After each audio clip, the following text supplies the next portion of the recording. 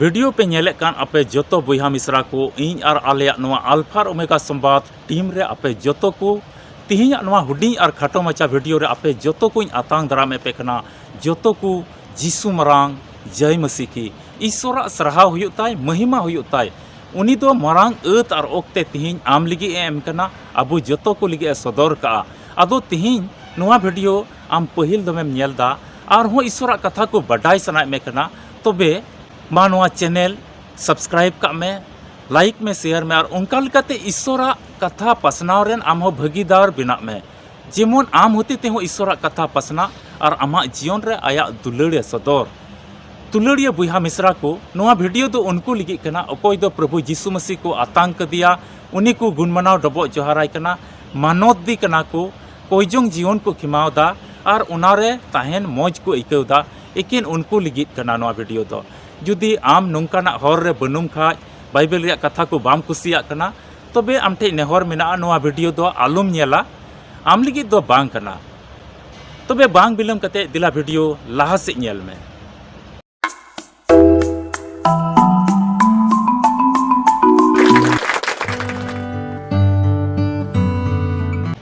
मसीरे दुलड़िया बुहा और मिश्रा को तिहिं दो नवा धरती तलाम टुंडे रे ईश्वर अबुई अयुरे बुन कना उनी बुन सरहाव दी कना और उनिया कथा को से लेकाते अबु रस्क बुन इकौदा आदो नोय मिता में तिहिंया नवा वीडियो बनाव खोज नोय अडी उसरा गे सुर ठीक कना मिता में खिजूर अठवार मिता में प्रभु यीशु मसीह जेरूसलेम ते हेज रुवाड़ो उना दिन उना ओक्ते दो नोय तिहिंया नवा वीडियो बनाव दिन खोज तारीख हिलक खोज नोय सुर कना उना यते तिहिंया नवा वीडियो आसल धाराते बनाव हुयुक कना जेमन नवा को कथा अंजम कते आमा मन अंतर रे ईश्वर लगी एम सपड़ा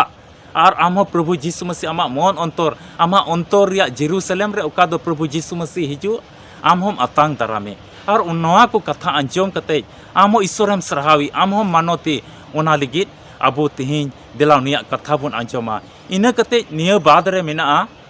भागी शुक्रवार मिता में प्रभु यीशु मसीह को क्रूस दिकान उना बाबत रे बन अंजमा इना कते प्रभु यीशु मसीह जीवत बिरिदो बाबत रे आरो बन अंजमा और नुंका लिकाते मसीह जीवन रे ओका कथा को कान भागी कथा को अबु अंजम कते उना लिका सपड़ाव कते तिहिं आम ईश्वर हम सरहावी देला बाइबल को मिटे पाठ खन मिटे घटना बाबत रे बन गपाल मरावा ओका दो प्रभु यीशु मसीह जीवन रे रियल जीवन रे उना हुई लेना आ 2000 बछर लहारे ओका दो मनवा रूप ते प्रभु यीशु मसीह हेज लेना उन जुके नवा घटना हुई लेना नवा को अंजम कते दिला मन अंतर सफाई में और चीद में मथाय भागी संवाद 21 सेटिंग और पहिल कली को 11 कली हबी रे मिटे घटना बन नामदा मिता में प्रभु यीशु मसीह सरी घटना ते ओकास तो प्रभु यीशु मसीह मनवा रूप ते तहका उन समय नवा हुई लेना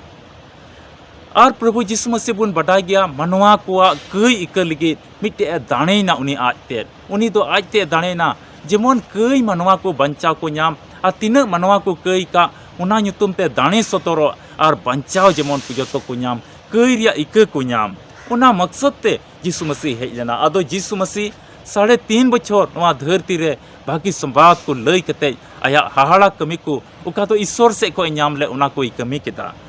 नवा पाठ रेबुन नामदा तीन रे प्रभु यीशु मसीह जेरूसलेम सुरते हेजना और जितून बुड़ू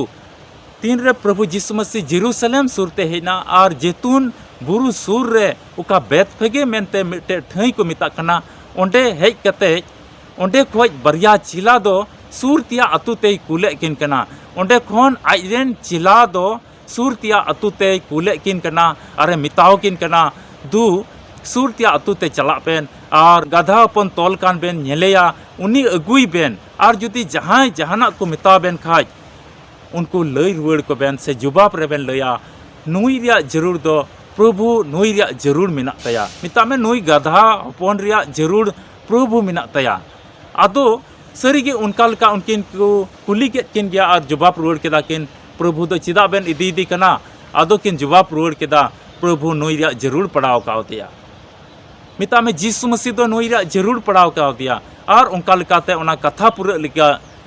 पूरा लिगिते सरीगे होर उनको कोई गधाय तहकान उनी होय एमना और कुन अगू किदिया और प्रभु यीशु मसीह दो उनी गधा रे देज कते जेरूसलेम ते बोलोक कना और जेरूसलेम रेन तीन रे बुहा मिसरा को आंजम केदा अडी रस्क सला उना जेरूसलेम तेको अतांग आदेर केदिया आको जहाँ धरव को अटेट कते हर रे मिता में गधा रे देख कते बोलोक कना जेरूसलेम ते और धरव को अटेट कते खिजूर डर को अटेट कते किचरी को अटेट कते ओंडे को अतांग दाराम केदिया उना जेरूसलेम ते आदो दुलड़िया बुहा मिसरा को नवा घटना दो उन जके हुयुक कना प्रभु यीशु मसीह तीन रे भागी संवाद को जो तो लई किदा हाहाड़ा कमी कोई सदर पुराव किदा जो तो हाहाड़ा कमी कोई पुराव किदा भागी संवाद को लई हटिंग किदा आ तीन ईश्वर से कोई जिमा कमी कोई नाम ले उना को जतोय पुराव किदा मिता में तिहिन जेरूसलेम ते आरो हिजुक कना बोलोक कना जेरूसलेम ते और ईश्वरा उना गो कथा जेमन पुरा मिता में यीशु मसीह ओका दो मिटे ईश्वर से कोई मरांग गो कथा से उना जिमा का नाम ले जेमन उनिया मयांग होते ते से उनी दाणे चु उना होते ते मनवा बंचाव को नाम उना ओक्ते और समय पुरा लगी ओए उना कथा पुरा लगी के तिहिन जेरूसलेम ते बोलोक कना जेमन ओंडे को साबे बिचार दोषी हुयु और को क्रूसी और ईश्वरा मरांग हाड़ा कमी ओंडे को सदरो आदो उना को कथा पुरा लगी के जेरूसलेम ते हेजना और को अतांग दाराम केदिया अडी रस्क सला दुलड़िया बुहा मिसरा को नवा घटना तो उनाते हुयुक कना से नवा घटना यीशु मसीह जीवन रे नवा ओना इयते हुयुक कना नवा दा मारी नियम रेगे मिटे वचन ऑल लेना जकरिया नबी पुथी नो हटी नो कली रे नबी लिदा जकरिया नबी दो मेंदा अटी ते हुलसो में ए सियोन हपन इरा सहसो में ए जेरूसलेम हपन इरा नेल में आमरेन राज दो आम ठेन दराय कना धर्मी ठनोकी और जितवनिक कनाये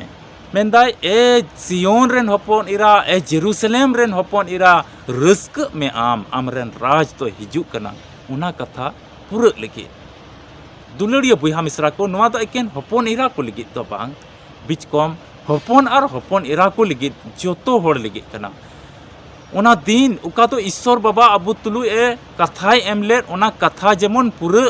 उना लगी तिहिnya मेंदा रस्क में आमरेन राज तो हिजुक कना मिता अबुरेन राज दो जेरूसलेम ते और अबू जेमन दुलड़ बुन उना लगी उना जेरूसलेम ते हिजुक कना आ तिहिं उनी अतांग दाराम अडी जरूर कान गया चिलका जेरूसलेम रेन उन बुहा मिसरा को उन समय को अतांग दाराम केदिया डर को अटेट कते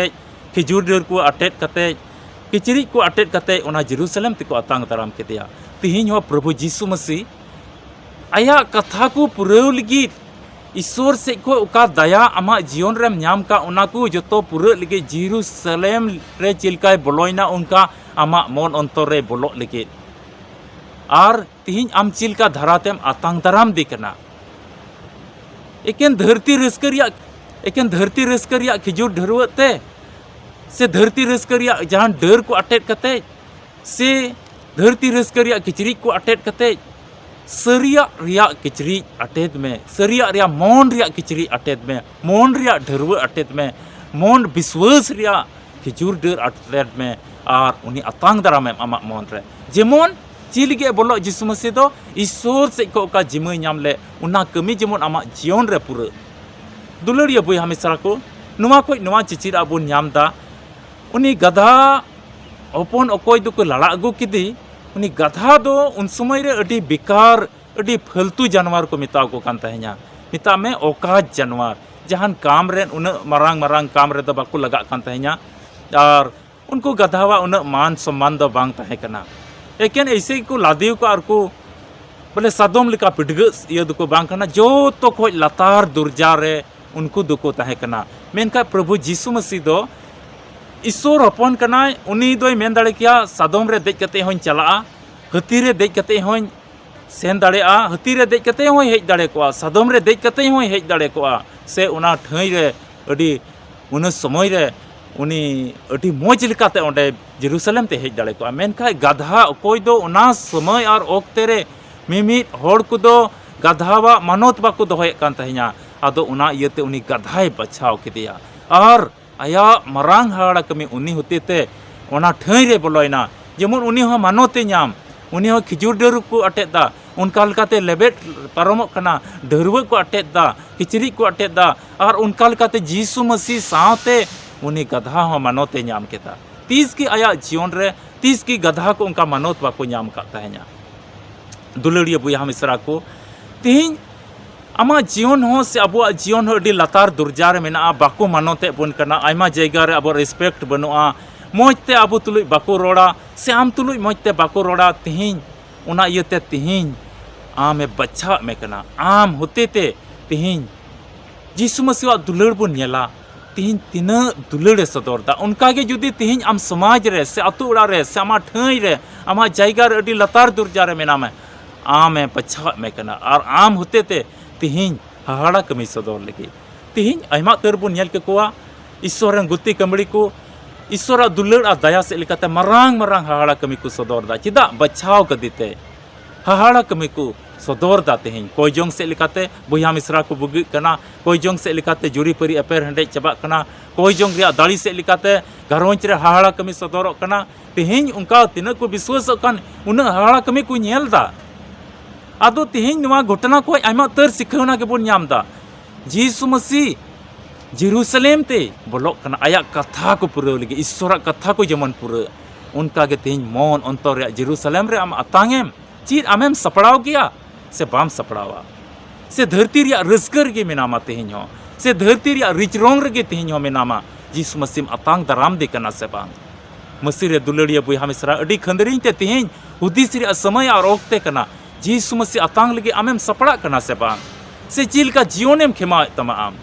उना येते मौज अत और ओक्ते कना नवा दो समय कना नवा धरती रिया सिसा सिसी समय और ओक्ते रे बन हेज कना आम मिनामा नवा समय दो उनकाना कना सिसा सिसी समय कना चाबा समय कना उना येते मन अंतर को सफाई ताम नवा कथा दिशा कते जीसु मसीह आम अतांग दरांगेम जीसु मसीह अतांगेम और आम भितरी रे का आमा अंतर जेरूसलेम रे बोलो लगित आम अतांगेम कोई जोंग से लिकाते विश्वास से लिकाते नवा कथा रे मसीह जीवन रे उका नियम कान उका चली चलन कान उनका से लिकाते ताड़ाम से लिकाते आम मसीह अतांगेम तिहिन आम रे हिजू सनाई दे कना आदो तिहिन रिचरोंग गेम दाड़ान कना सीतागो कना अवड़ी फालतू हर तुलुई गेम दाड़ान कना बड़ी गाती को तुलुई गेम दाड़ान कना बड़ी बड़ी फोन रे आमेम गालमारा कना बड़ी आ गेम चिका बड़ाईता उनका लेकाते आमा समय और ओक्ते दो सीता को मेंदा कमियन कमियन कमियन खाली धरती रे रस्कर गे मेनामा धरती रे लाभ हामेट जोंग रे मेनामा ईश्वर अतांग लगे जीसु मसीह अतांग लगे आमा मन को बाम सपड़ावे तमा तबे चिका हिजुआ उना तिगे आमा जीवन रे उना तिगे पसे घरोंच रे बेसलूक हिना उना तिगे पसे तेन जुरी परी रे पेर हंडे हुयु कना तेन मसीह पाम आमा अंतर रे आबेना अंतर रे जेरूसलेम रे बाबेन अतांग ते कना दिला तिहिन जोतो हिड़िंग कते नवा ईश्वर कथा को दिशा कते जीसु मसीह अंतर रे जेरूसलेम रे अतांगे लगे दिलापुन सपड़ा और तिहिन जोतो बड़ी कमी को बगी में एड़े रोड फसियरा रोड बड़ी बड़ी रोड न्यूत रिया रोड को निंदा न्यूत ताड़ान गलत संगति